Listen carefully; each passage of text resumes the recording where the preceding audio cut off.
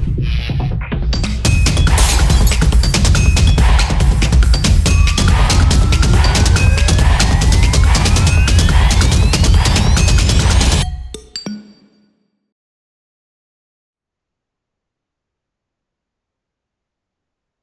guys, welcome to the YT channel of Legal Edge, and this is Survi Bhatia, and I bring to you the much awaited session for this month, that is March का current legal knowledge, CLK as we call it. तो मार्च में legally बहुत सारी उठापटक हुई।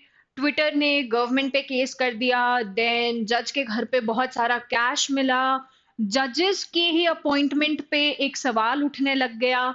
तो ये सारे aspects हम आज के सेशन में डिस्कस करने वाले हैं, क्योंकि अब तो हमें बहुत अच्छे से पता है कि भाई सीएल के हमारे क्लैट के पैसेजेस का एक बहुत इंपॉर्टेंट हिस्सा रहता है। मॉक्स में हमें काफी हेल्प करता है। Then on R D day there is always a chance कि इन सीएल के बेस पर पैसेजेस आ सकते हैं। अगर मुझे इस इंफॉर्मेशन के बारे में ऑलरेडी पता है, I am familiar with the news, I am familiar with the terms, तो ये चीज मेरे को डेफिनेटली आगे जाके हेल्प करने वाला है। तो without further ado, very quickly let's begin with the session. आज हम डिस्कस करने वाले हैं ये 5 मेजर टॉपिक्स। कौन कौन से?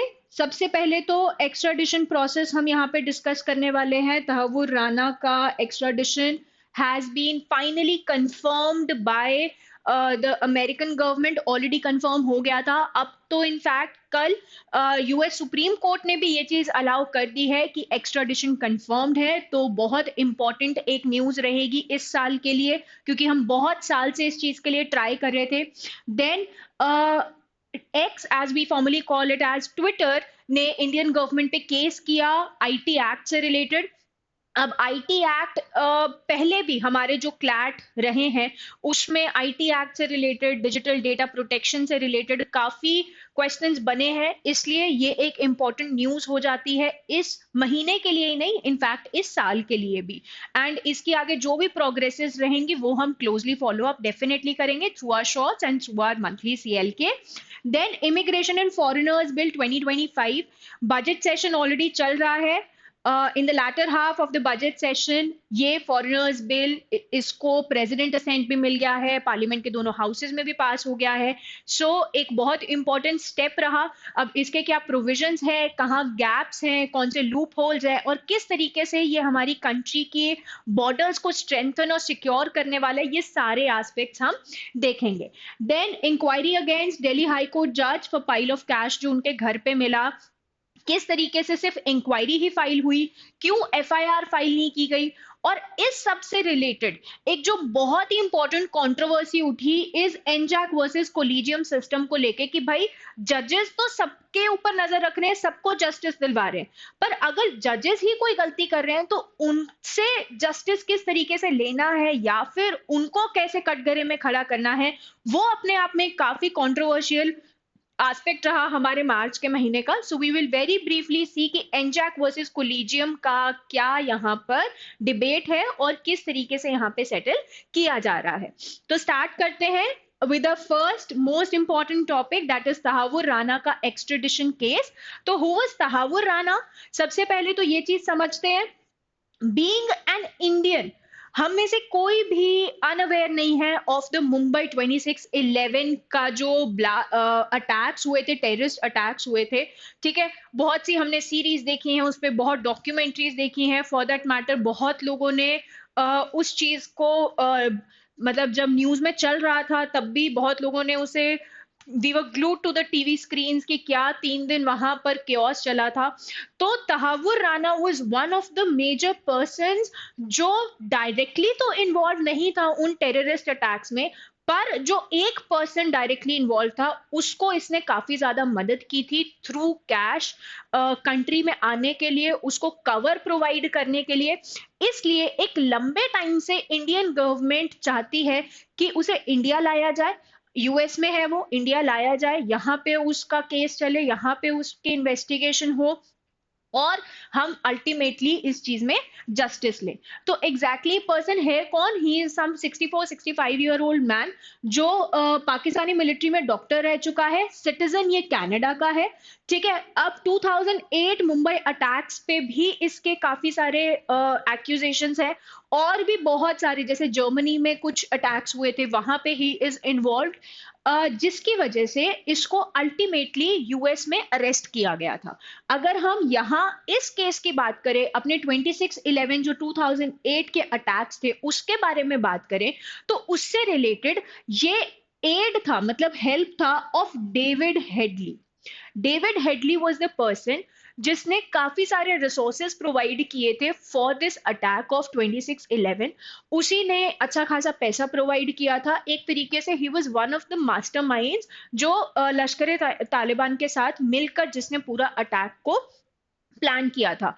अटैक से 1-2 महीने पहले आके कहाँ पे क्या बॉम्ब प्लांट होगा, किस तरीके से अटैक होगा, इन सारी चीजों को प्लान करने का काम था डेविड हेडले का। अब how was Rana involve here? Rana was involve क्योंकि उसने एक वर्ल्ड इमिग्रेशन सर्विसेज स्टार्ट की थी शिकागो में, जिसकी एक ब्रांच उसने खोली थी मुंबई में। और इस मुंबई ब्रांच को ऑपरेट करने के लिए उसने डेविड हेडली को एक कवर प्रोवाइड किया। मतलब डेविड हेडली यहाँ पे एक्चुअली आया था इस मुंबई ब्रांच को ऑपरेट करने के लिए, which was a cover for him, कि वो यहाँ पे ये सारी एक्टिविटीज प्लान कर पाए। तो कहीं ना कहीं जो कॉन्स्पिरेसी थी ऑफ 26/11 उसमें राणा का एक डायरेक्ट इन्वॉल्वमेंट नहीं, पर एक indirect at the same time बहुत ही इंपॉर्टेंट रोल था। अब यहाँ पे यूएस गवर्नमेंट ने इसे अरेस्ट किया, मतलब पुलिस अथॉरिटीज ने इसे अरेस्ट किया शिकागो में 2009 में। इसको 14 साल की सजा दी गई, पर 5 साल का इसका टेन्योर कम कर दिया गया। जब कोविड-19 आया तो कोविड-19 में इसकी तबीयत खराब होने की वजह से ह्यूमैनिटेरियन ग्राउंड्स पे इसकी सजा को वहीं पे ही खत्म करने की बात की गई, एंड ये बात की गई कि इसे रिलीज कर देते हैं। पर इंडियन गवर्नमेंट ने साथ ही साथ यहाँ पे एक पिटिशन डाल दी कि नहीं, जब केस इसके खिलाफ चला था ये 14 साल की जेल के लिए, तभी यहाँ पर जो यूएस गवर्नमेंट है, जो यूएस का कोर्ट है, सॉरी, उसने ये बोला था कि ये मुंबई के अटैक्स में तो इसका इन्वॉल्वमेंट हमें नहीं लग रहा है, और उसे एक्विट कर दिया गया। एक्विट एज इन उसको बरी कर दिया गया उन चार्जेस के लिए। पर जैसे मैंने आपको बोला, ये और भी अटैक्स में इन्वॉल्व था, जर्मनी में, शिकागो में, तो उन सब अटैक्स के लिए 14 साल की सजा मिली।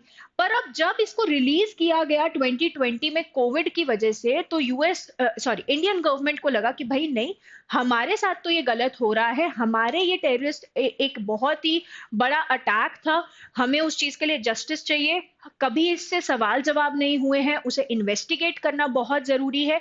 तो इसलिए यहां पर उन्होंने एक फॉर्मल एक्स्ट्राडिशन रिक्वेस्ट डाली दिसंबर 2019 में ही। जैसे ये न्यूज आई रिलीज की, इंडियन गवर्नमेंट ने साथ ही साथ यहां पे एक्स्ट्राडिशन रिक्वेस्ट डाल दी। उसके बाद इसे फिर से, क्योंकि ये तो रिलीज हो गया था, इसे फिर से अरेस्ट किया गया लॉस एंजलिस में, एलए में। अब एक्स्ट्राडिशन जो रिक्वेस्ट है, पहले काफी आनाकानी चल रही थी गवर्नमेंट की, इंडियन गवर्नमेंट की, यूएस गवर्नमेंट की, कोर्ट्स की वहां पर, क्योंकि इसने भी पिटिशन डाली थी कि भाई जब मेरे पे ऑलरेडी एक्यूजेशन लग चुका है, कोर्ट में ऑलरेडी मामला चल चुका है, मुझे एक्विट किया जा चुका है, तो फिर इंडियन गवर्नमेंट या इंडियन कोर्ट्स मुझ पे फिर से कैसे कार्रवाई कर सकते हैं। यहां पर ultimately it roll down to, अभी आप सबको याद होगा कि मोदी जी कुछ टाइम पहले अमेरिका भी गए थे, राइट? तो यहाँ पे this was one of the major developments, जहां पे डोनाल्ड ट्रंप प्रॉमिस्ड कि this person will be extradited to India, as in इसे इंडिया वापस भेजा जाएगा, ताकि यहाँ पे उसका ट्रायल, यहाँ पे प्रॉपर केस प्रोसीडिंग्स चल पाए। और यूएस सुप्रीम कोर्ट में भी जो इसने पिटिशन लगाई थी कि भाई मेरे पे तो ऑलरेडी कार्रवाई हो चुकी है, दोबारा नहीं होनी चाहिए, उसे भी यूएस सुप्रीम कोर्ट ने कल ही रिजेक्ट किया है, इन अप्रैल रिजेक्ट कर दिया गया, and it is final that he is being extradited to India. अब हमने केस का बैकग्राउंड तो समझ लिया है, बट जो एक वर्ड में बार बार यूज कर रही हूं एक्स्ट्राडिशन, वो एग्जैक्टली क्या है उसे समझ लेते हैं। एक्स्ट्राडिशन का एस्पेक्ट अगर आपको याद हो तो हमने दिसंबर या जनवरी के सीएलके में भी डिस्कस किया था शेख हसीना के एस्पेक्ट में, कि बांग्लादेश वालों ने शेख हसीना के लिए एक एक्स्ट्राडिशन रिक्वेस्ट डाली है, राइट? तो हमने वहां पर भी डिस्कस किया था, यहां भी डिस्कस कर रहे हैं। तो एक्स्ट्राडिशन अपने आप में एक इंपॉर्टेंट लीगल कॉन्सेप्ट बन जाता है इस साल के लिए, क्योंकि दो मेजर पर्सनालिटीज के लिए यहां पर एक्स्ट्राडिशन की रिक्वेस्ट हुई है। तो एक्स्ट्राडिशन होता क्या है? It is an international agreement, दो कंट्रीज के बीच में एक ट्रीटी, एक अग्रीमेंट होता है कि मान लो कोई एक पर्सन, एक जगह उसने ऑफेंस किया है पर वो दूसरी जगह अरेस्ट हुआ है, तो यहाँ पे उसके ट्रांसफर के लिए, उस अक्यूज के लिए या कन्विक्टेड पर्सन के ट्रांसफर के लिए, ताकि उसे रिक्वेस्टेड कंट्री में वापस भेजा जाए जहां पे ऑफेंस हुआ है। जैसे इसी एग्जांपल में समझे, यूएस और इंडिया का एक ट्रीटी हुआ, एक्स्ट्राडिशन ट्रीटी हुआ, ठीक है? तो यहाँ पे ऑफेंस कहाँ हुआ है? इंडिया में हुआ है। ऑफेंस यहाँ हुआ है, उसका अरेस्ट कहाँ हुआ है? यूएस में हुआ है। तो उस पर्सन के लिए रिक्वेस्ट करना ताकि हम इसे इंडिया ला पाए, दिस इज एक्स्ट्राडिशन रिक्वेस्ट, कि यहाँ के कोर्ट्स जस्टिस प्रोवाइड करने के लिए प्रॉपर ट्रायल कर पाए, प्रॉपर यहाँ के लॉज के अकॉर्डिंग, यहाँ के प्रोसीजर्स के अकॉर्डिंग सारी कार्रवाई हो और मामला सेटल हो। दिस इज एक्स्ट्राडिशन, ठीक है? अब कहाँ एक्स्ट्राडिशन के लिए क्या क्या एस्पेक्ट्स इंपॉर्टेंट है, ये हमारे पैसेज में भी आ सकते हैं, और ये समझना भी काफी जरूरी है from international law point of view. तो समझते हैं, किसी भी पर्सन का एक्स्ट्राडिशन हो सकता है, चाहे वो इन्वेस्टिगेशन में हो, चाहे वो अभी उसका केस चल रहा है दूसरी कंट्री में, या फिर उसको सजा मिल चुकी है। तीनों ही केसेस में एक्स्ट्राडिशन हो सकता है। मतलब वो पर्सन ये नहीं बोल सकता है कि मुझे यहां पे तो सजा मिल गई है, आप मुझे दूसरी कंट्री क्यों भेज रहे हैं, that can not be done, ठीक है? Based on bilateral treaty. Bilateral मतलब कि दो कंट्रीज के बीच में जो ट्रीटी होती है, treaty is kind of an agreement only. तो जो ट्रीटी होती है एक्स्ट्राडिशन की पर्टिकुलरली, उसी के बेसिस पे यहां पर एक्स्ट्राडिशन हो सकता है। जैसे यूएस इंडिया की 1997 की ट्रीटी है, इंडिया बांग्लादेश की भी यहां पे ट्रीटी थी, ठीक है? तो इस ट्रीटी के बेसिस पे, उस अग्रीमेंट के टर्म्स एंड कंडीशंस के बेसिस पर ही एक्स्ट्राडिशन हो सकता है या नहीं हो सकता है। ड्यूअल क्रिमिनलिटी, ये एक बहुत इंपॉर्टेंट पॉइंट होता है एक्स्ट्राडिशन के लिए। इसका मतलब ये होता है कि अगर दो कंट्रीज के बीच में एक्स्ट्राडिशन ट्रीटी है, अब इंडिया को कोई एक पर्सन चाहिए यूएसए से, उसने ऑफेंस इंडिया में किया, यूएस में भाग गया या फिर यूएस में अरेस्ट हुआ, इंडिया को वापस चाहिए। तो ड्यूअल क्रिमिनलिटी का पॉइंट ये कहता है कि एक्स्ट्राडिशन सिर्फ उन ऑफेंसेस के लिए हो सकता है जो इंडिया में भी ऑफेंस है और यूएस में भी ऑफेंस है। मान लो बाइगमी, बाइगमी क्या है? दो मैरिजेस करना, वो इंडिया में एक ऑफेंस है, पर वो सपोजिटली यूएस में ऑफेंस नहीं है, तो क्या उसके लिए एक्स्ट्राडिशन हो सकता है? नहीं। तो ड्यूअल क्रिमिनलिटी का मतलब होता है ऑफेंस इन बोथ कंट्रीज, दोनों कंट्रीज में उसका ऑफेंस होना जरूरी है, ठीक है? देन प्रिंसिपल ऑफ स्पेशलिटी, मतलब कि वो स्पेसिफिक ऑफेंसेस के लिए ही एक्स्ट्राडिशन हो सकता है।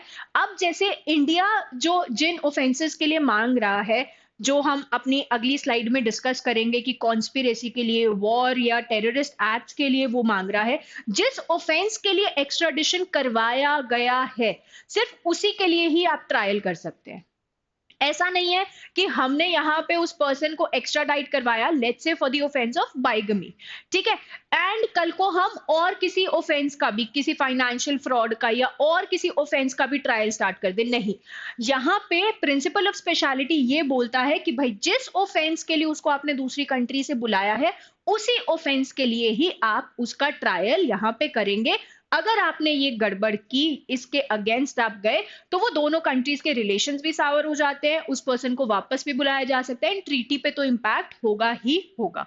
देन पॉलिटिकल एक्सेप्शन, मतलब किसी के पॉलिटिकल व्यूज के एस्पेक्ट में हम एक्स्ट्राडिशन जनरली नहीं करते हैं। ये एक ऐसा एस्पेक्ट रहता है जो जनरली हर ट्रीटी में ही होता है।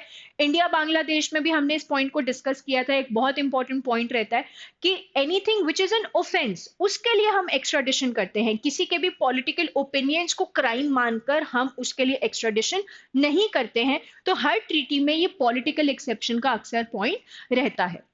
अगेन जो एक बहुत मेजर पॉइंट है that is around dual criminality, that is वो ऑफेंस दोनों कंट्रीज में होना चाहिए। अब ये देखते हैं यहाँ पे कौन से लीगल प्रोविजंस इन्वॉल्व है। तो इंडिया में यहाँ पे इस पे कौन से चार्जेस लगाए गए हैं। पहला चार्ज इस पे लगाया है मर्डर का and conspiracy to wage war against the government. अब क्योंकि जब 2008 में ये ऑफेंस हुआ था तब आईपीसी था, तो आईपीसी के तहत इस पे चार्जेस लगाए जाएंगे। कौन कौन से मर्डर के चार्जेस लगाए गए।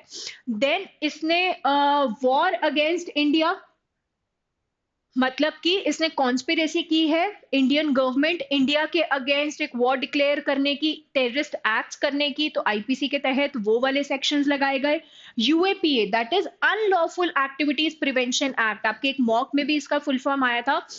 तो यूएपीए के तहत भी जो टेररिस्ट एक्ट्स इसने कमिट किए हैं उसके कुछ सेक्शंस भी यहाँ पर इस पे चार्जेस लगाए गए हैं। तो हम इन सारे सेक्शंस के लिए उसे इंडिया में लाना चाहते हैं ताकि इनका ट्रायल हो सके, इनका इन्वेस्टिगेशन हो सके, जो प्रूफ्स मिल रहे हैं उसके एस्पेक्ट में चीजें कंसिडर की जा सके।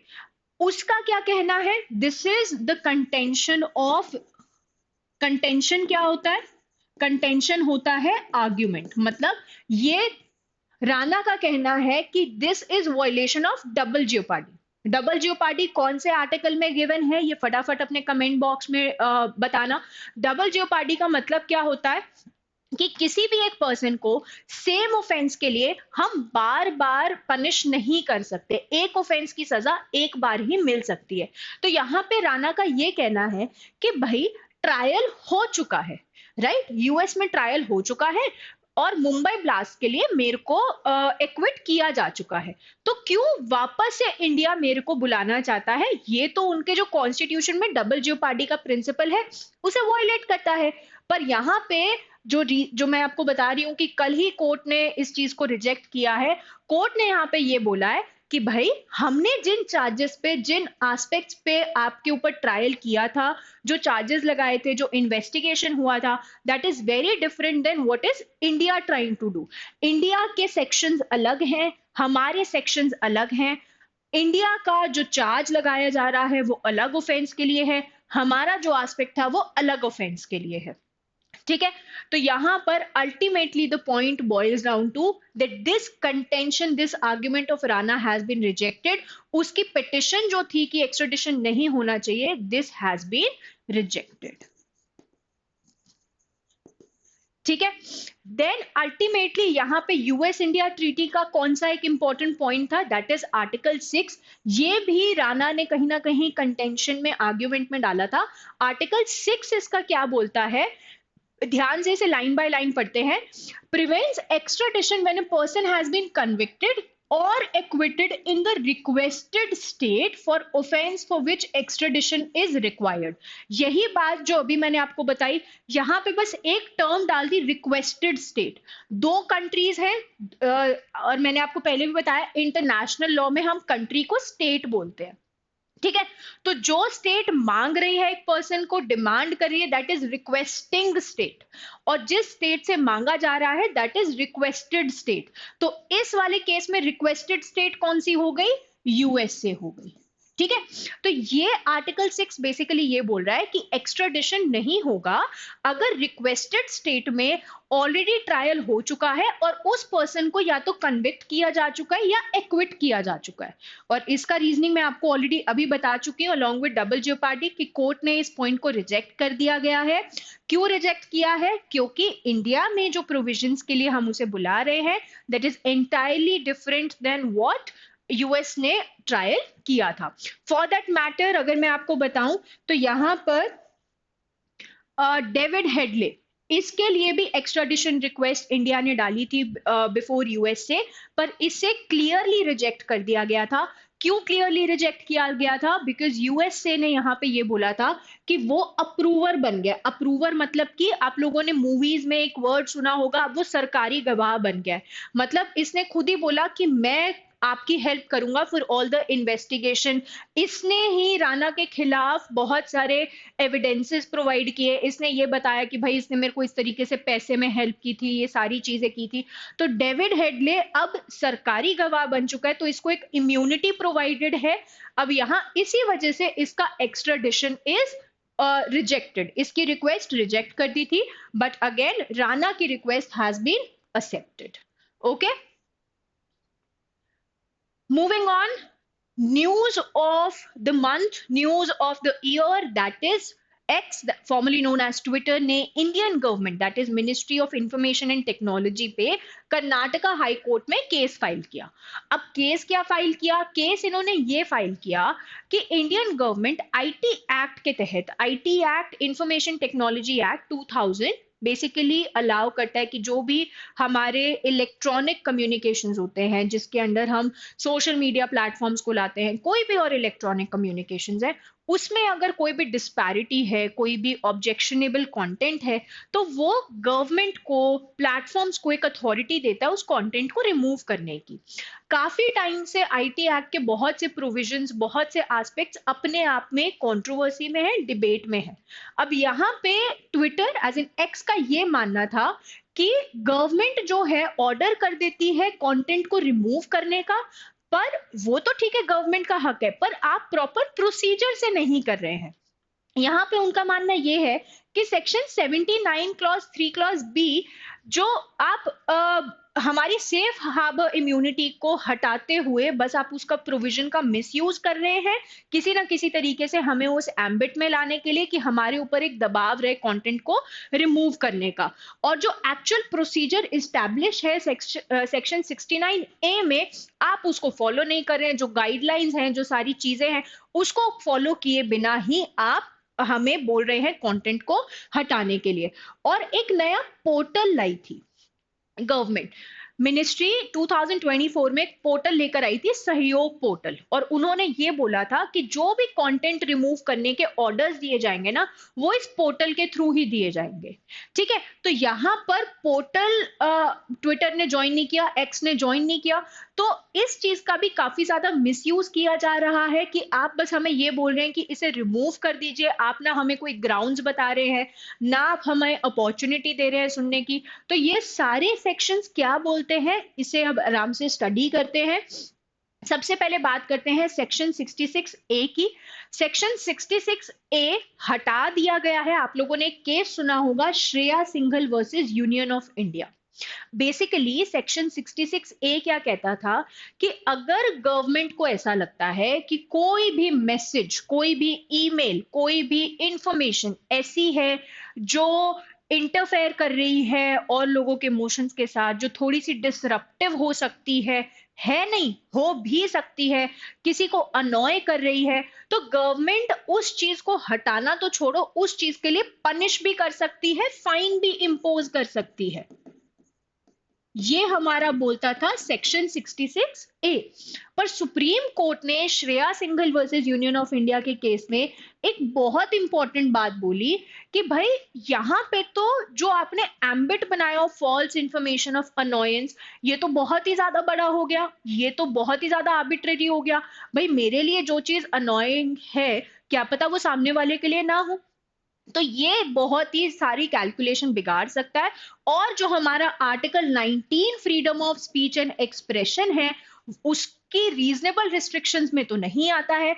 इसलिए Shreya Singhal versus union of India एक लैंडमार्क डिसीजन माना जाता है, जिसके तहत जो गवर्नमेंट ने एक आर्बिट्ररी पावर, मतलब कि अपनी पावर्स को एक एक्सट्रीम एंड तक यूज करने की शर्त रखी थी, एक एस्पेक्ट रखा था, एक प्रोविजन लेकर आए थे, उसे हटा दिया. ठीक है, नेक्स्ट आता है सेक्शन 69A. अब जब सेक्शन 66A हटा तो आया सेक्शन 69A, जो हमारा प्रॉपर प्रोसीजर प्रिस्क्राइब करता है. जो हमारा करंट प्रोसीजर है वो सेक्शन 69A से आता है.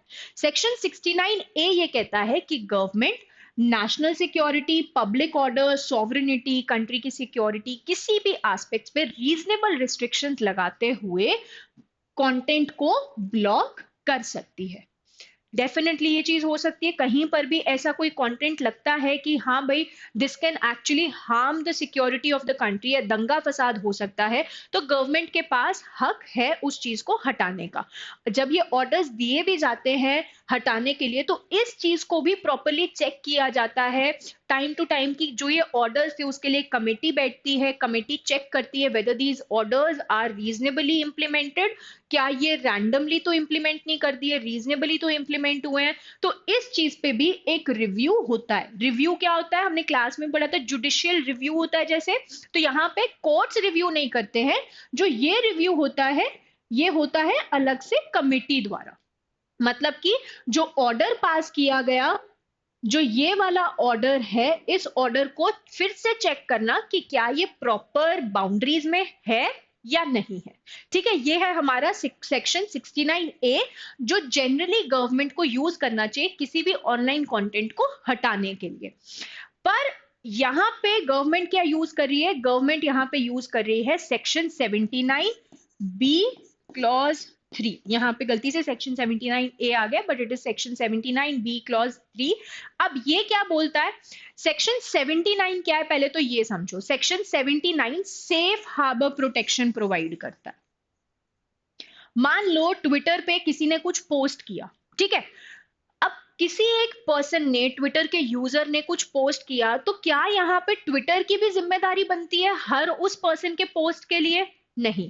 तो सेफ हार्बर प्रोटेक्शन क्या बोलता है कि जो हमारे प्लेटफॉर्म्स हैं, सोशल मीडिया प्लेटफॉर्म्स हैं, उन्हें एक थर्ड पार्टी के कंटेंट के लिए एक इम्यूनिटी मिलेगी, एक प्रोटेक्शन मिलेगी। मतलब अगर ट्विटर का कोई लेना देना नहीं है उस पोस्ट से, ट्विटर उस पर्सन को बोल रहा है कि भाई पोस्ट को हटाओ, और फिर भी वो नहीं हटा रहा है, ट्विटर हटा नहीं पा रहा है, तो ऐसे केस में ट्विटर की, इंस्टाग्राम की, इनकी कोई गलती नहीं है। पर अगर ट्विटर को पता है कि भाई गवर्नमेंट ने बोला ये पोस्ट हटवाना चाहिए, मिस्टर ए ने ये पोस्ट किया है, अगेंस्ट नेशनल सिक्योरिटी है, इसे हटवाना चाहिए, फिर भी ट्विटर नहीं हटा रहा है, इंस्टाग्राम नहीं हटा रहा है, क्या ये गलत है? हाँ, राइट। तो यहां पर सेफ हार्बर प्रोटेक्शन सिर्फ तब तक मिलेगी जब तक आपको उस चीज की इंफॉर्मेशन नहीं है, जब तक आप उस चीज में इन्वॉल्व नहीं है। पर अगर आप जानबूझ के नहीं कर रहे हैं, तो ऑनलाइन प्लेटफॉर्म्स के लिए मैंडेटरी है ऐसे कंटेंट को हटाना, इलीगल कंटेंट को हटाना गवर्नमेंट नोटिफिकेशन पे। मैंडेटरी क्यों? क्योंकि अगर नहीं हटाया तो आपकी जो ये प्रोटेक्शन है वो आपसे छिन जाएगी। जब तक आपका कोई लेना देना नहीं है उस चीज से, एक थर्ड पार्टी की जिम्मेदारी है, आपके यूजर की जिम्मेदारी है, आप इम्यून है। पर आप जानबूझ के गवर्नमेंट के अगेंस्ट जा रहे हैं, ये अब गलत है। ठीक है। तो अब रिसेंटली गवर्नमेंट क्या कर रही है, सेक्शन 69A के अकॉर्डिंग वो ऑर्डर्स नहीं पास कर रही है, वो ऑर्डर्स पास कर रही है 79B3 में, जो ये कह रहा है कि भाई हटाना ही हटाना है, नहीं हटाया तो आपकी लाइबिलिटी आ जाएगी, आपको प्रोटेक्शन नहीं मिलेगी। तो ये चीज तो गलत हो गई ना। For a social media platform आप क्यों प्रॉपर प्रोसीजर फॉलो नहीं कर रहे हैं? क्यों आप एक शॉर्टकट ले रहे हैं जहां पर आप उन्हें कोई एक चॉइस भी नहीं दे रहे हैं, ग्राउंड्स भी नहीं बता रहे हैं, उनकी बात भी नहीं सुन रहे हैं?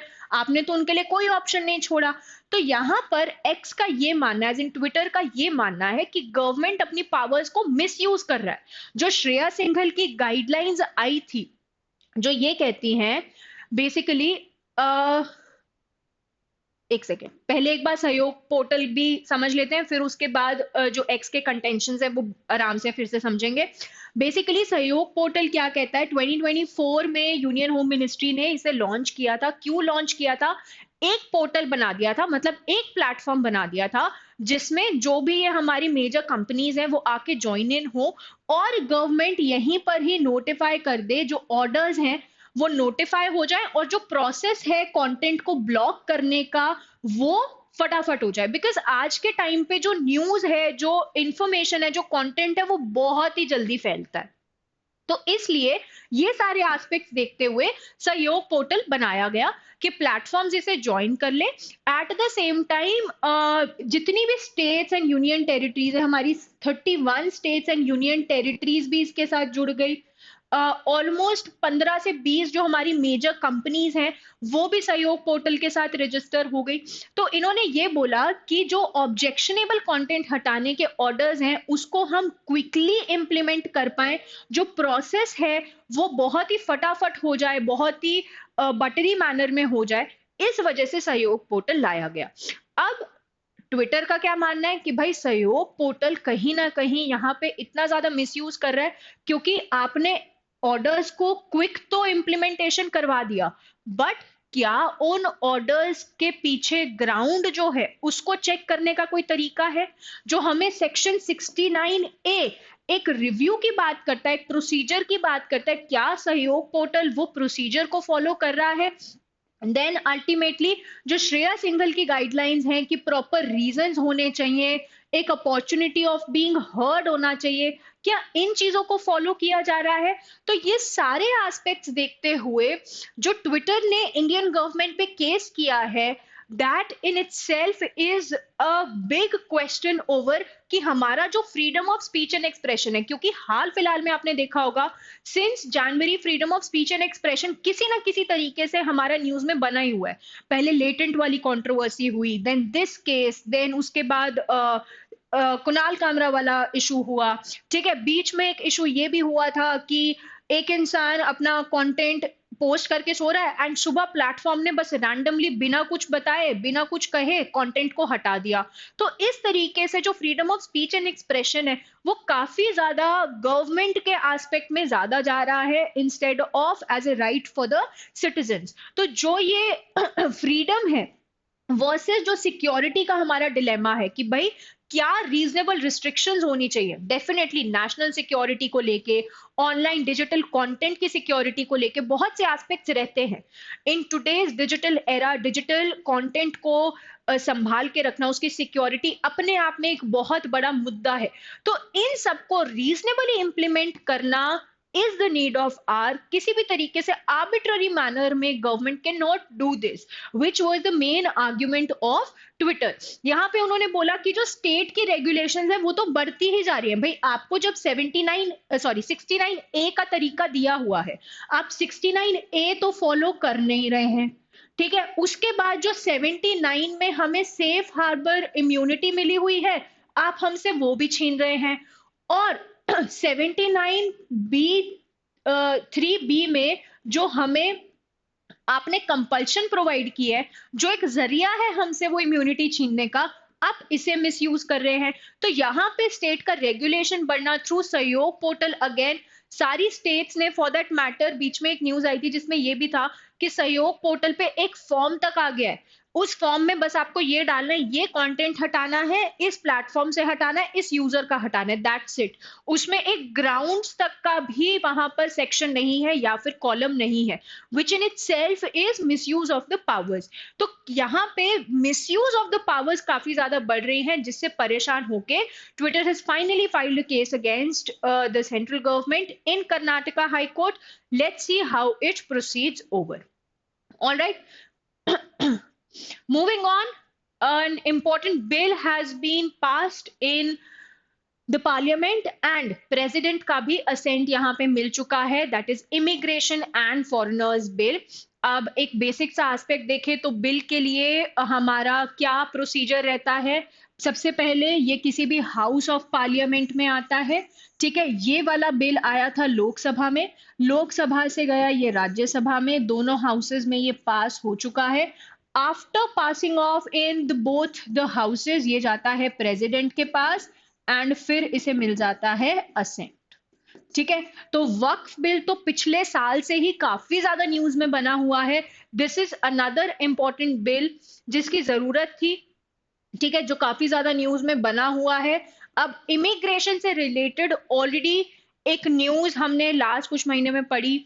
Donald Trump after he became the president again, उन्होंने जो भी इमिग्रेंट्स थे, एज इन जो लोग ओवरस्टे कर रहे थे यूएस में, उनको वापस भेज दिया गया। इंडिया में भी लोग आए, वहां पे एक बहुत बड़ा क्वेश्चन भी उठा कि भाई वापस भेजने का आपका पॉइंट सही था, पर वापस भेजने का तरीका शायद सही नहीं था, राइट। तो इन सब मामलों में ही इमिग्रेशन रूल्स काफी ज्यादा न्यूज में थे। अब इमिग्रेशन होता क्या है?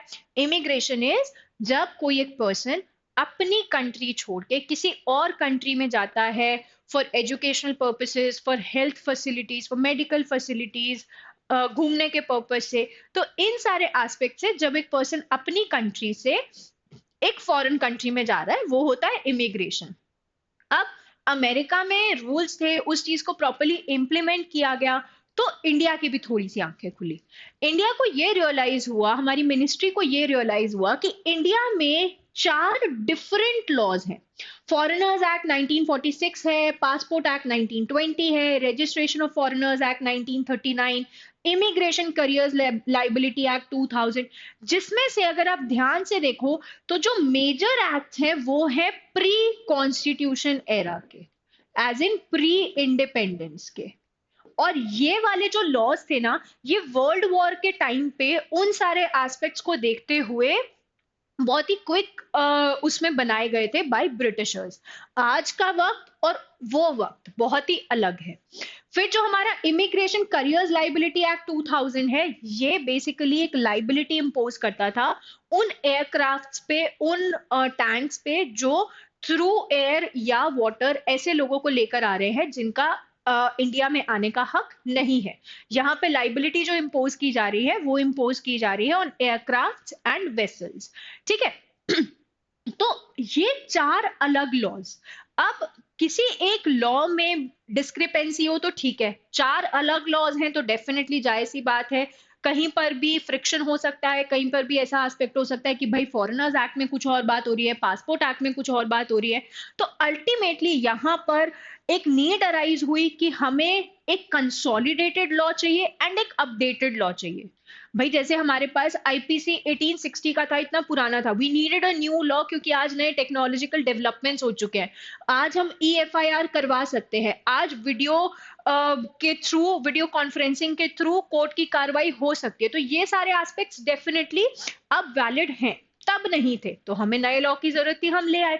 ऐसे ही जो इमिग्रेशन एंड फॉरेनर्स बिल है, ये पार्लियामेंट में इंट्रोड्यूस किया गया अप्रैल 4 2025 को। इसे फाइनली प्रेसिडेंट से असेंट मिल चुका है and it has become an act.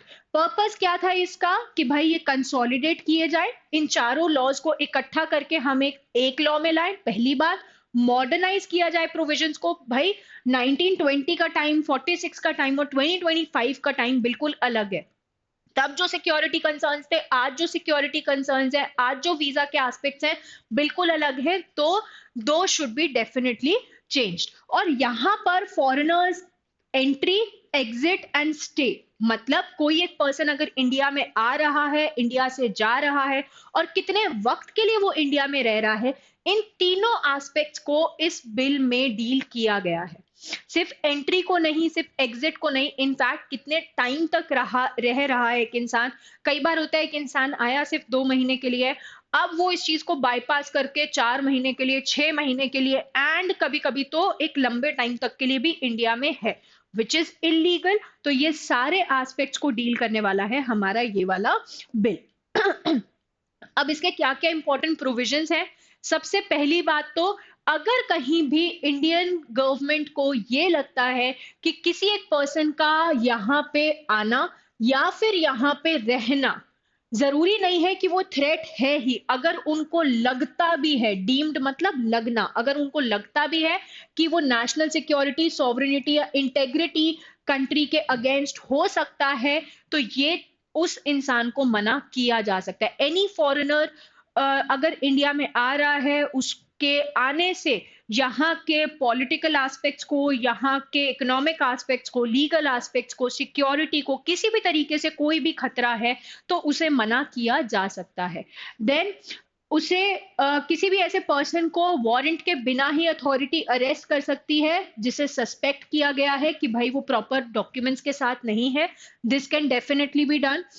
Then एक रिस्पॉन्सिबिलिटी डाली गई है on educational as well as on medical institutes, क्योंकि बहुत से लोग इंडियन इंस्टीट्यूट्स में पढ़ने आ रहे हैं फ्रॉम फॉरेन कंट्रीज। तो एक रिस्पॉन्सिबिलिटी डाली गई है कॉलेजेस पे, यूनिवर्सिटीज पे, कि आपको रिपोर्ट करना है कि आपके यहाँ पर कितने फॉरेनर्स हैं। ठीक है। जो भी अथॉरिटीज हैं उनको आपको इन्फॉर्म करना होगा कितने फॉरेनर्स आए हैं, कितने वक्त के लिए आए हैं, क्या पीरियड है ऑफ देयर कोर्स, क्या ये सारी चीजें हैं। सिमिलरली यही रिस्पॉन्सिबिलिटी हॉस्पिटल्स पे, मेडिकल इंस्टीट्यूट्स पे भी डाली गई, क्योंकि बहुत से लोग यहाँ पे इलाज करवाने आते हैं, तो दे डोंट ओवरस्टे। कई बार ऐसा होता है कि वो लोग पढ़ने या हेल्थ केयर के बहाने से दे हैव डिफरेंट प्लान्स, कुछ कॉन्स्पिरेसीज होती है, they can be involvement in terrorist activities. तो ये सारी चीजों को रेगुलराइज भी हम कर सकते हैं, इन सारी चीजों को भी हम अपने लेंस के अंडर कर सकते हैं through the implementation of this point. तो ये एक बहुत इंपॉर्टेंट प्रोविजन रहा कि यहां पर भी एक रिस्पॉन्सिबिलिटी डाल दी गई on universities and medical institutes. Further, जो अथॉरिटीज का डिसीजन होगा फाइनल होगा और इसमें कोई भी अपील नहीं हो सकती है। तो ये एक प्रोविजन डाला गया, पर इसका एक मिसयूज भी अपने आप में है, क्योंकि जब भी किसी एक अथॉरिटी के पास सोल अथॉरिटी होती है, मतलब सिर्फ वही फाइनल अथॉरिटी है डिसीजन लेने के लिए, कोई भी और एस्पेक्ट नहीं है, कोई भी और एंटिटी नहीं है उस पर चेक्स रखने के लिए, तो हमेशा एक मिसयूज का एस्पेक्ट रहता है, जो हमने देखा भी है। ठीक है, तो ये एक थोड़ा सा कंट्रोवर्शियल प्रोविजन डेफिनेटली है।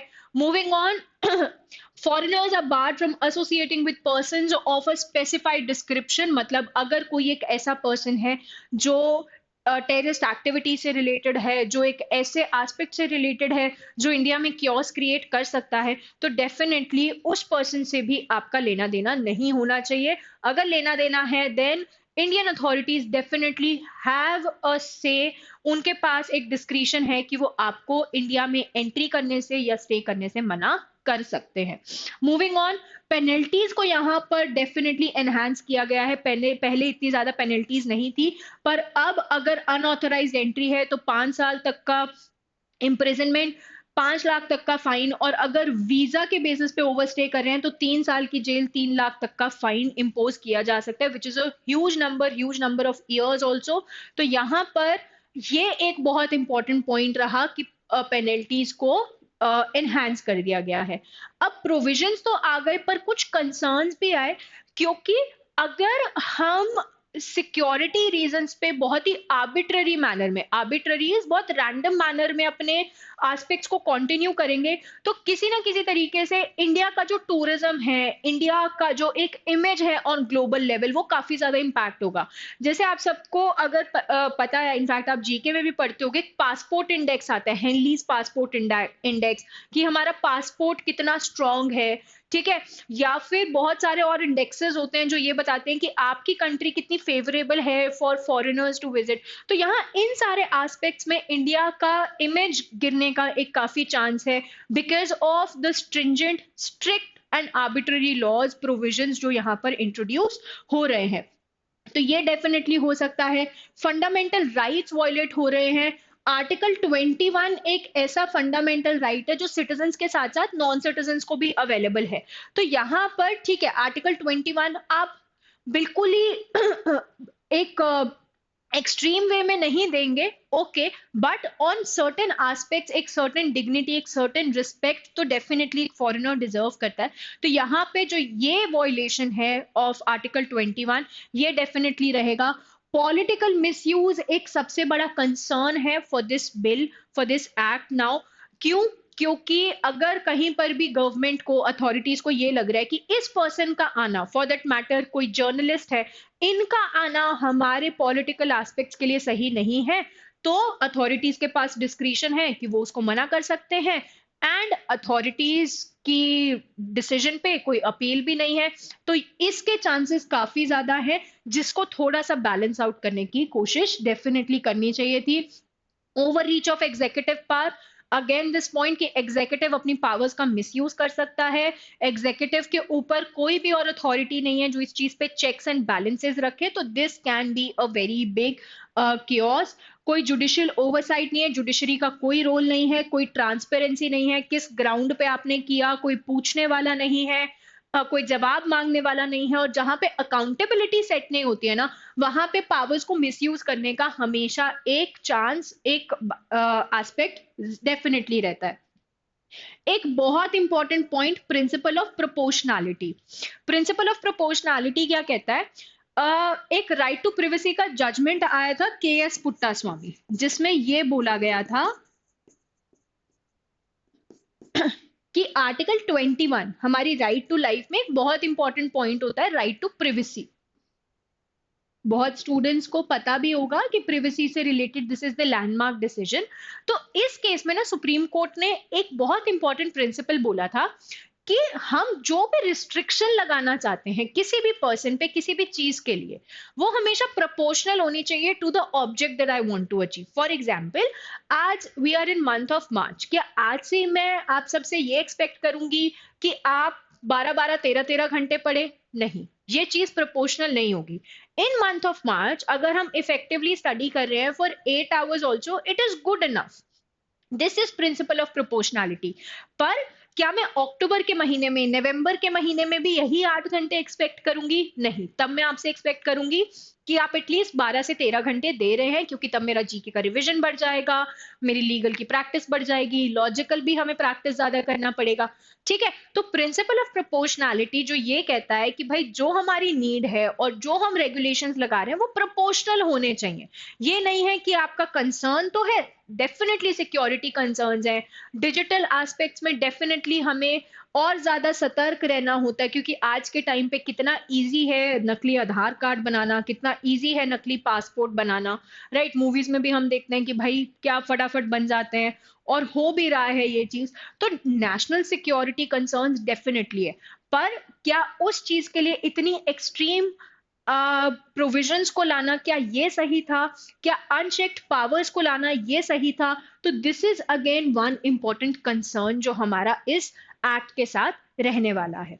ठीक है, so this all in all was an very important bill जो आगे आने वाले टाइम में हमारा जो नक्शा है, किस तरीके से यहाँ पे ट्रैवल टूरिज्म रहने वाला है, इन सारी चीजों को इम्पैक्ट करने वाला है। This act was any how much needed, but provisions के एस्पेक्ट्स में let's see how the implementation goes. Moving on, the most discussed controversy of March, of the month of March, that is cash mila in the house of Delhi High Court Judge Yashwant Verma। अब जो gist है वो तो शायद सबको पता है, जो स्टोरी है वो सबको पता है कि भाई घर पे आग लगी, जब फायर ब्रिगेड को बुलाया गया तो बोरियो में कैश मिला। एक प्रॉपर नंबर तो नहीं आया, but it was worth crores of cash. और एक कंट्रोवर्सी उठी कि भाई हाई कोर्ट के जज के घर पे इतना सारा कैश मिलना इज नॉट राइट। तो यहाँ पर इसी के साथ साथ और साथ में बहुत सारी कंट्रोवर्सी उठी।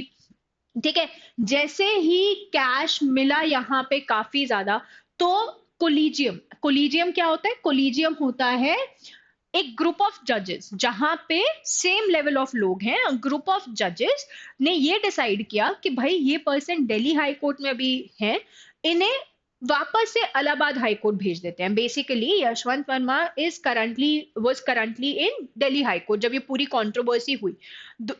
उससे पहले 2020 तक वो थे इलाहाबाद हाई कोर्ट में, अब उनका ट्रांसफर हुआ टू दिल्ली हाई कोर्ट। तो कोलिजियम ने ये डिसाइड किया कि हम दिल्ली से इनको वापस इलाहाबाद हाई कोर्ट भेज देंगे, जिसमें अपने आप में कंट्रोवर्सी उठी कि भाई उन्हें इलाहाबाद हाई कोर्ट क्यों भेजना है? इलाहाबाद हाई कोर्ट में वहां पर स्ट्राइक्स होने लग गई, we are not a dustbin, we won't entertain this. तो ये सारे एस्पेक्ट्स आ गए वहां पर। ठीक है, अब साथ ही साथ सुप्रीम कोर्ट में पीआईएल तक फाइल हुई। PIL is public interest litigation. किस लिए? कि भाई एफआईआर क्यों नहीं फाइल कर रहे हो? क्या एक जज जिनके घर पे इतना सारा कैश मिला है उनके लिए बस एक ट्रांसफर भरी काफी है? ठीक है, क्यों एफआईआर फाइल नहीं की जा रही है? तो सुप्रीम कोर्ट ने इस चीज को रिजेक्ट कर दिया, जो हम अपने आगे आने वाली स्लाइड्स में देखेंगे कि क्यों इस चीज को रिजेक्ट कर दिया गया था, एफआईआर क्यों फाइल नहीं हुई थी। एंड अल्टीमेटली एक इन हाउस इंक्वायरी कमेटी बनाई गई थी। इन हाउस इंक्वायरी कमेटी मतलब कि Punjab and Haryana high court के चीफ जस्टिस, जस्टिस शील, जस्टिस जीए संवालिया जो हिमाचल प्रदेश हाई कोर्ट के चीफ जस्टिस हैं, अनु शिवरामन जो कर्नाटका हाई कोर्ट के जज हैं। तो यहाँ पे इन तीनों का एक पैनल बनाया गया जो पूरी इंक्वायरी करेंगे। बेसिकली सुप्रीम कोर्ट ने ये बोला, कोलिजियम ने ये बोला कि इन्हें दिल्ली हाई कोर्ट से इलाहाबाद हाई कोर्ट भेज दिया जाएगा। ठीक है, एट द सेम टाइम जब तक इंक्वायरी कंप्लीट नहीं हो जाती है, जितनी भी एडमिनिस्ट्रेटिव कमिटीज का ये हिस्सा थे, अब ये हिस्सा नहीं रहेंगे। जो भी इनके टास्क थे वो टास्क इनसे ले लिए गए, जो भी केसेस थे वो अभी ये कंटिन्यू नहीं करेंगे। तो इस इन हाउस इंक्वायरी कमेटी का ये पर्पस है। एफआईआर फाइल ना करके यहां पर एक अलग से कमेटी बिठाई गई, जिसको हम समझेंगे कि क्यों ऐसा हुआ। उससे पहले कुछ लीगल प्रोविजंस जो किसी भी अगर जज ने ऐसा कुछ किया है तो उनके अगेंस्ट लग सकते हैं। सबसे पहले तो प्रिवेंशन ऑफ करप्शन एक्ट 1988 के तहत यहाँ पे प्रोविजंस की कार्रवाई हो सकती है। ये सारे प्रोविजंस लगते हैं पब्लिक सर्वेंट्स पे, एंड जज is also a public servant. तो जब भी यहाँ पे क्रिमिनल प्रोसिक्यूशन होगा, इन पे चार्जेस लगाए जाएंगे अगर इंक्वायरी में आता है, तो वो लगते हैं according to prevention of corruption act. ठीक है। अब क्या क्या सेक्शन है? सेक्शन 7 जो ये कहता है कि अगर किसी भी पब्लिक सर्वेंट ने अपनी सैलरी, जो उनका सैलरी है, जो रेम्यूनरेशन है, उसके अलावा किसी से किसी भी तरीके का अमाउंट लिया, कोई और गिफ्ट लिया, तो उसके लिए क्या पनिशमेंट्स होंगे। ठीक है। अगर किसी पब्लिक सर्वेंट को इन्फ्लुएंस करने के लिए उन्होंने कोई भी एक एहसान लिया है, ठीक है, क्रिमिनल मिसकंडक्ट किया है अगर किसी पब्लिक सर्वेंट ने, तो यार ये तीनों ही एस्पेक्ट्स कंसिडर किए जा सकते हैं अकॉर्डिंग टू, क्योंकि काफी ज्यादा कैश मिला है। ऑब्वियसली इतनी सैलरी तो नहीं होती है जज की कि आप इतना सारा कैश लें। तो लीगल रेम्यूनरेशन के अलावा जो भी एस्पेक्ट्स हुए हैं उसके वजह से सेक्शन 7 एक इंपॉर्टेंट एस्पेक्ट रहेगा of prevention of corruption act 1988। Moving on, ये तो हो गया हमारा एक पर्टिकुलर लॉ, पर एक्चुअली जो high court and supreme court जजेस होते हैं उन पे इम्पीचमेंट एंड मिसकंडक्ट के लिए जो आर्टिकल्स लगते हैं, हमने एक सेशन में भी इसे डिस्कस किया था, एक बार फिर से इसे डिस्कस करते हैं आराम से, डोंट वरी।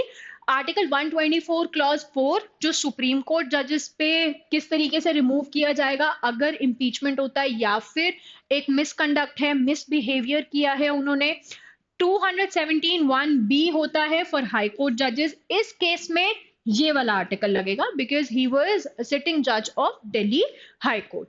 देन आर्टिकल 222 बात करता है कि एक जज को एक हाई कोर्ट से दूसरे हाई कोर्ट कैसे ट्रांसफर किया जा सकता है। तो उन्हें दिल्ली से इलाहाबाद जो हाई कोर्ट ट्रांसफर किया गया, that was by virtue of article 222। ठीक है। क्लैट के एस्पेक्ट्स अगर मैं बात करूं तो यहां पर these articles, remembering these articles won't be important, but एक डिफरेंट एस्पेक्ट आपको डेफिनेटली पता होना चाहिए कि कैसे यहाँ पे प्रिवेंशन ऑफ करप्शन एक्ट का एप्लीकेशन आ रहा है और कैसे यहाँ पे कॉन्स्टिट्यूशन का इंटरप्रिटेशन आ रहा है। अब समझते हैं कि एफआईआर क्यों नहीं फाइल हो सकती है। एफआईआर फाइल नहीं हो सकती है by the virtue of K Veeraswamy versus union of India.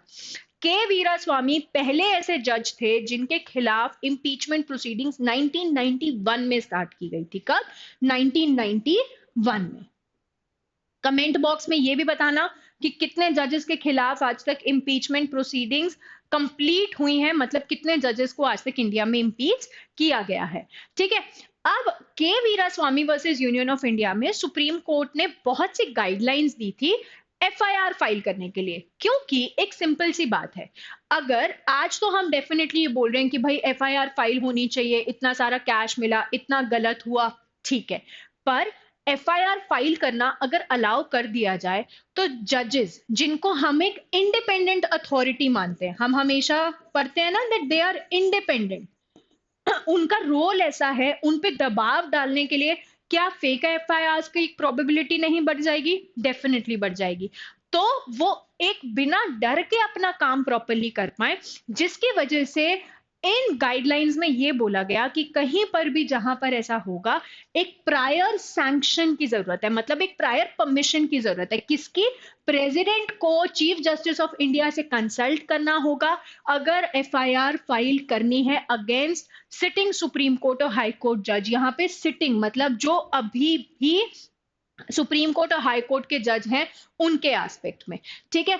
Moving on, judicial independence. Judicial independence as I just told you कि अगर यहां पर अलाउ कर देते हैं एफआईआर करना तो दबाव डालना जजेस पे बहुत इजी हो जाएगा। जो एग्जीक्यूटिव और लेजिस्लेचर है वो अपनी पावर्स को मिसयूज कर सकता है।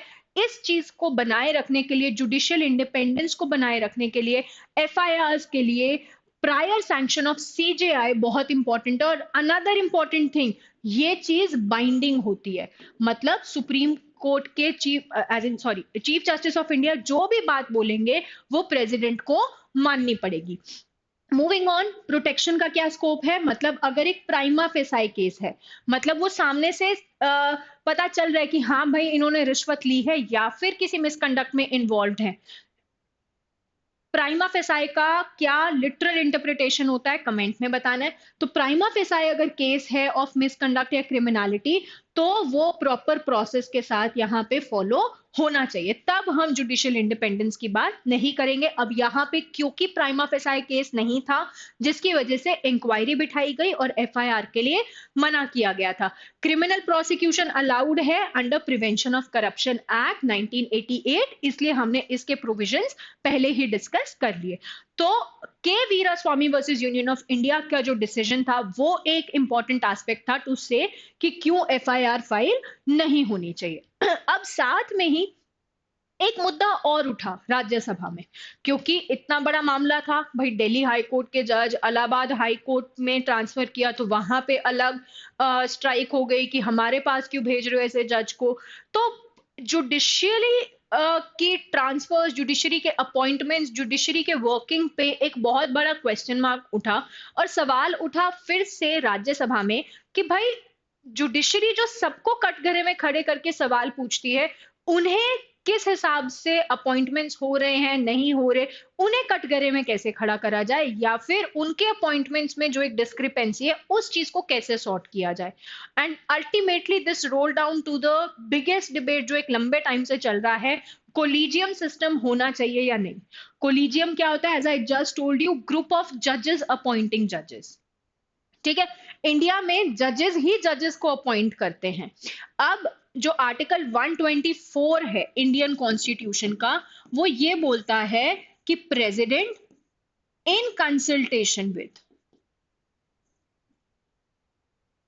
सीजेआई अपॉइंट करेंगे सुप्रीम कोर्ट जजेस। ठीक है, अब मुद्दा उठा कि भाई क्या ये कंसल्टेशन का मतलब एक्चुअली लिटरल इंटरप्रिटेशन है, सलाह मशवरा है, या बात माननी ही माननी है।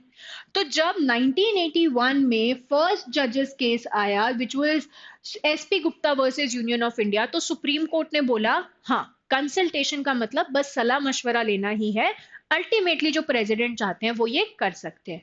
पर यहां पे देखा जाए तो जुडिशरी ने अपनी पावर किसको दे दी, एग्जीक्यूटिव को दे दी। प्रेसिडेंट खुद तो डिसीजन नहीं लेते हैं, वो तो काउंसिल ऑफ मिनिस्टर्स के कहने पे लेते हैं। तो सेकेंड जजेस केस में उन्होंने अपने पाप धोए। 1992 के इस डिसीजन में, जिसे हम सेकेंड जजेस केस बोलते हैं, SC advocates on record versus union of India, court ने यहां पे ये बोला कि नहीं, कंसल्टेशन का मतलब है कंकरेंस, मतलब जो भी बात चीफ जस्टिस ऑफ इंडिया बोलेंगे वो बाइंडिंग होगी प्रेसिडेंट पे। पर सुप्रीम कोर्ट ने साथ ही साथ ये बात भी मान ली कि अगर पावर सिर्फ एक पर्सन के पास रहेगी ना तो दिक्कत हो जाएगी, तो एक काम करते हैं कोलिजियम बना देते हैं, ग्रुप ऑफ जजेस बना देते हैं, पर बात बाइंडिंग होगी, जो भी बात बोलेंगे प्रेसिडेंट को माननी पड़ेगी। अब कोलिजियम होना चाहिए ये तो बता दिया, पर कोलिजियम क्या होगा वो 1998 के थर्ड जजेस केस में बताया गया कि एक 5 मेंबर्स की बॉडी होगी, जिसमें अगर सुप्रीम कोर्ट कोलिजियम है तो उसमें होंगे चीफ जस्टिस ऑफ इंडिया और 4 senior most members of supreme court. अब सीनियर मोस्ट यहाँ पे एज के हिसाब से नहीं, एक्सपीरियंस के हिसाब से हो। ठीक है, तो यहां बोला सारी सलाह मशवरा है, बस यहां पे बोला चीफ जस्टिस ऑफ इंडिया जो बात बोलेंगे वो बात माननी पड़ेगी। अल्टीमेटली थर्ड जजेस केस में बोला कि भाई एक जो ग्रुप होगा उसमें 5 मेंबर्स की बॉडी होगी, चीफ जस्टिस ऑफ इंडिया और साथ में 4 और मेंबर्स। तो एक लंबे टाइम तक जजेस ही जजेस को अपॉइंट कर रहे थे, जिसकी वजह से एक डिस्क्रिपेंसी आई कि भाई नेपोटिज्म काफी ज्यादा फैल रहा है। अभी रिसेंटली भी एक रिपोर्ट फिर से आई है कि ऑलमोस्ट 63% ऑफ सिटिंग जजेस जो हमारे अभी हैं वो किसी ना किसी तरीके से बाकी सारे जजेस के जान पहचान वाले हैं।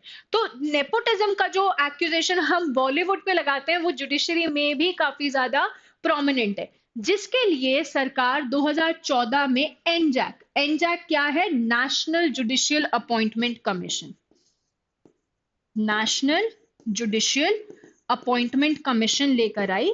यहाँ पर इन्होंने ये बोला कि भाई चाहे कितनी भी स्टेट, मतलब चाहे बीजेपी रूलिंग स्टेट्स थी या फिर नॉन बीजेपी रूलिंग स्टेट्स थी, मोर देन 50% स्टेट्स ने भी ये बात मानी, इस चीज को एक्सेप्ट किया कि हाँ एनजैक होना चाहिए। तो this was introduced in parliament in 2014, अगस्त में इंट्रोड्यूस हुआ, अगस्त में पास हो गया, 31 दिसंबर तक प्रेसिडेंट ने भी उसे असेंट दे दिया और अगले अप्रैल में वहां पे उसे इंप्लीमेंट करने की भी बात कर ली गई, क्योंकि स्टेट्स की भी यहाँ पे रजामंदी आ गई थी। अब स्टेट्स की रजामंदी क्यों चाहिए? क्योंकि भाई सुप्रीम कोर्ट हाई कोर्ट के जजेस का आप अपॉइंटमेंट कर रहे हो, तो हाई कोर्ट के लिए स्टेट्स की भी तो रजामंदी चाहिए। तो यहाँ पर हो गया। अब कमीशन का पर्पस क्या होगा कि भाई जो भी जुडिशरी में अपॉइंटमेंट्स हो रहे हैं, ट्रांसफर हो रहे हैं, रिमूवल हो रहे हैं, now this is for supreme court and high court जजेस, not for subordinate judiciary. District judiciary में एग्जाम्स के थ्रू अपॉइंटमेंट्स होते हैं, ठीक है। यहाँ पे supreme court and high court जजेस की बात की जा रही है, उनका अपॉइंटमेंट, उनको कैसे हटाया जाएगा, उनका ट्रांसफर, ये एनजैक करेगा। अब इस कमीशन में हो गए कौन कौन? तो भाई यहाँ पर होंगे चीफ जस्टिस ऑफ इंडिया, यहाँ पे और 2 सीनियर जजेस होंगे सुप्रीम कोर्ट के, यूनियन के लॉ मिनिस्टर होंगे, सेंट्रल लॉ मिनिस्टर होंगे, और 2 और मेंबर्स होंगे जिन्हें नॉमिनेट करेंगे PM, chief justice of India और लीडर ऑफ ऑपोजिशन। तो अगर हम इस कमीशन का कॉम्पोजिशन देखें तो यहाँ पर जुडिशरी का भी रिप्रेजेंटेशन है, यहाँ पे एग्जीक्यूटिव का भी रिप्रेजेंटेशन है, एट द सेम टाइम इसमें भी जुडिशरी, लीडर ऑफ ऑपोजिशन, सबका एक से आ रहा है। तो एक बैलेंस्ड अप्रोच रखते हुए एनजैक को प्रपोज किया गया, एक्सेप्ट भी किया गया। पर जहां स्टेट्स ने, सारी गवर्नमेंट्स ने इसे एक्सेप्ट कर लिया, this was rejected by judiciary itself. Judiciary ने बोला कि 99th कॉन्स्टिट्यूशनल अमेंडमेंट जिसे एनजैक आप इंपोज करने वाले हो, ये अनकॉन्स्टिट्यूशनल है। एनजैक कमीशन अनकॉन्स्टिट्यूशनल है। क्यों? क्योंकि उन्होंने बोला कि एक आर्टिकल 50 है हमारे इंडियन कॉन्स्टिट्यूशन का, जो ये बोलता है that there should be separation of powers, मतलब कि एग्जीक्यूटिव का जुडिशरी में कोई इंटरफेरेंस नहीं होना चाहिए। ये आर्टिकल वॉयलेट हो रहा है। अगर एग्जीक्यूटिव का जुडिशरी में इंटरफेरेंस होगा, अगर यूनियन लॉ मिनिस्टर, पीएम के लोग यहाँ पर इलेक्ट करेंगे किसी भी एक पर्सन को जज बनने के लिए, तो कल को अगर केस आएगा तो हमेशा वो इंसान बायस्ड रहेगा उसकी तरफ। यहाँ पे एक रेसिप्रोसिटी सिस्टम आ जाएगा कि भाई आपने मेरे को अपॉइंट किया है, ठीक है, मैं आपके फेवर में डिसीजन दे देता हूँ। तो हमेशा कहीं ना कहीं वो एस्पेक्ट्स ऑफ बायस रहेंगे, जिसकी वजह से कोर्ट ने यहाँ पे ये बोला इन फोर्थ जजेस केस, ये था 2015 का केस, जब कोर्ट ने ये बोल दिया all of this is unconstitutional. ठीक है, जुडिशरी की इंडिपेंडेंस यहां पर जा रही है, जुडिशरी में इंटरफेरेंस आ रहा है एग्जीक्यूटिव का। और ये कमीशन में जब अपॉइंटमेंट्स होंगे तो आप एक जज की जो हिस्ट्री है उसमें जाएंगे तो कहीं ना कहीं उसकी प्रिवेसी भी इंपैक्ट होगी। तो इन सारे एस्पेक्ट्स को देखते हुए एनजैक वाज डिक्लेयर्ड अनकॉन्स्टिट्यूशनल। और करंटली हमारा कौन सा सिस्टम चल रहा है? कोलिजियम। कोलिजियम चल रहा है, इसी वजह से हमने देखा था ना कि कोलिजियम ने ही ट्रांसफर किया of justice Yashwant Varma to Allahabad high court, इन्होंने ही ट्रांसफर किया। तो यहां पर अगेन क्या कोलिजियम सही है, क्या एनजैक सही है, ये एक बड़ी कंट्रोवर्सी रह रही है अभी। Let's see how it goes, what is your opinion on this, जरूर बताना। ठीक है, सो यही था हमारा मार्च के मंथ का सीएल के। I hope you enjoyed this session, you learn through this session. March में इतने ज्यादा हमारे करंट एस्पेक्ट्स नहीं हुए थे, लीगली इंपॉर्टेंट एस्पेक्ट्स नहीं हुए थे। जो छोटे मोटे एस्पेक्ट्स रहते हैं वो तो हम शॉर्ट्स के थ्रू या मॉक के पैसेजेस के थ्रू डेफिनेटली कवर करते हैं, बट द मेजर वंस जो थे वो हमने बहुत ही डिटेल में अच्छे से इस सेशन में डिस्कस कर लिए थे। आई hope you guys enjoyed the session. I'll see you very soon with another such session. Till then, take care and keep practicing. Also, subscribe to the channel of Legal Edge. Like this video, comment what all such videos you need. Bye bye.